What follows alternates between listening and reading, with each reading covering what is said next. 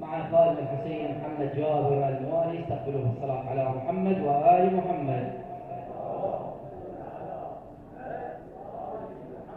صلى على محمد وآل محمد.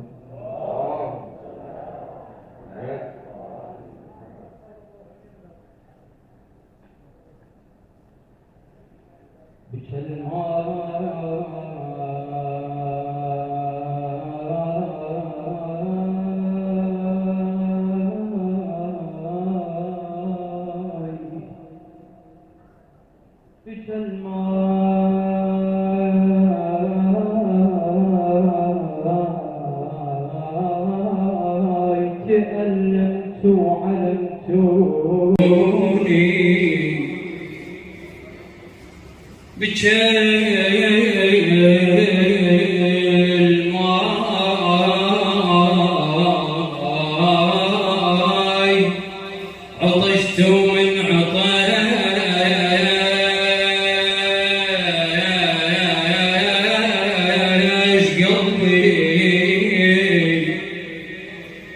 قلبي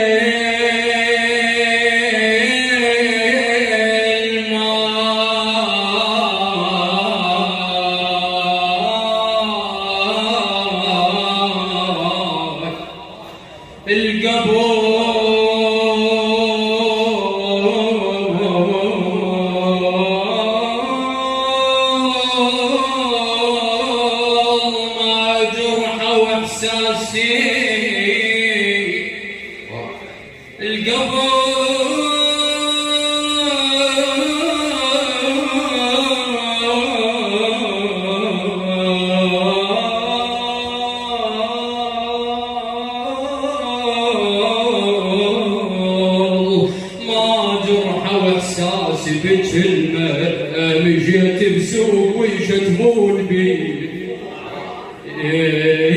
مشيت بسوق ويشتمون يا ربي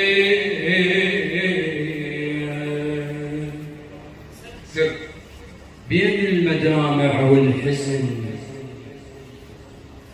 والدنيا حسنها سجن بين المدامع والحزن والدنيا حسنها سجن اتنطر وما جاني اش منتظر دفاني اش منتظر دفاني. على حب مولاتنا زينب صلوا على محمد وآل محمد.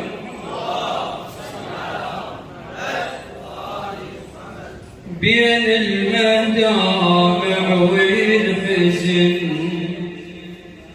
والدنيا حسنها سجن بين المدامع والحزن والدنيا حسنها سجن اتنطر وما جاني اش منتظر دفاني اش منتظر دفاني بين المدامع والحزن والدنيا حسنها سجن بين المدامع والحزن والدنيا حسنها سجن اتنطر وما جاني اش منتظر دفاني اش منتظر دفاني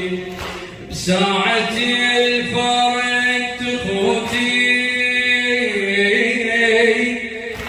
وانا اليوم احتضر بساعة الفرق تخوتي وانا اليوم احتضر الوادم يشوفون عدله ودنيتي صارت قبل دنيتي صارت قبل تأخرت عني المنية ليش وقت ابغى انتظر يخلص الليل بحسرتي هيك شي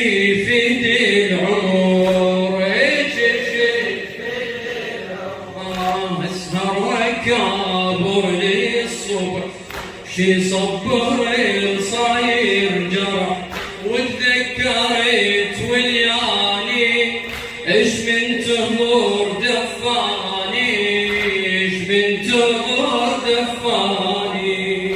افلح صلى الله على محمد وآل محمد.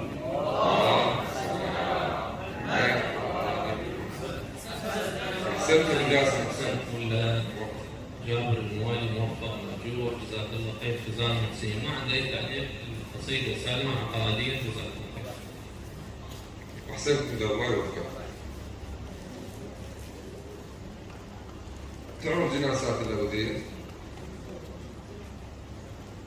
معانيها تعرف الجناسة؟ شنو أول معنى؟ سألته على مدوني بشنة. يعني شنو؟ المهم شوف ثاني عطشته من عطش قلبه بشنة. يعني القبل ما درحه وإحساسي بشنة. بعد ما قلت لي اياه وانت تعقب لي؟ عطشته من عطش قلبه بشنة. لا لا مو نفس ولا لا لا المي بتشنه. ثاني مشيت بسوق ومن قبل ما اجرح احساسي المهم لازم تعرف الجناسات، لازم تعرف مو قصد الجناسات، لازم تعرف شو تقول. هذا اولا. ثانيا انت متمكن حقيقه متمكن لكن ما حسيتك باحساسك يا اخوي. اعتمدت على مثل مهارتك على صوتك على كذا، لكن احساس شو اشوفه يصعد ليش؟ عم مجلس هذا وحسيني وعم تحضر الزهراء ان شاء الله. موافق الله يوفقك. ما عندي شيء.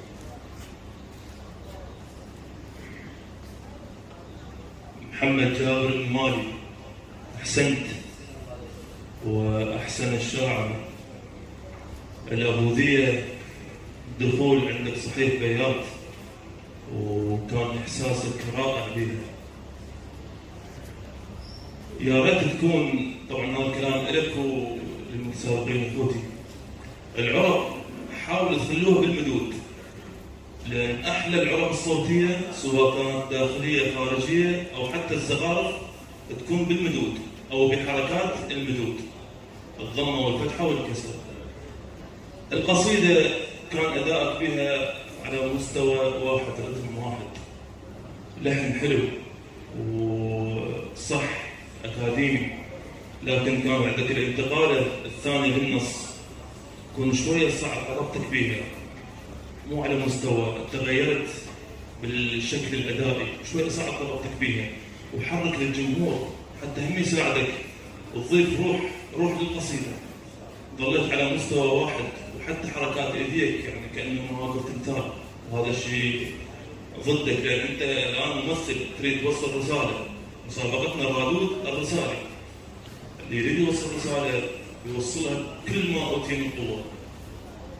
تمثيل، ترجمة لحنية، ترجمة جسمية، عندنا الكيان الجسماني، الروح والإشارة والإيماء، لأن كل يتواجد عند الرادود لازم. عندك مسرح الآن، موفق إن شاء الله حبيبي.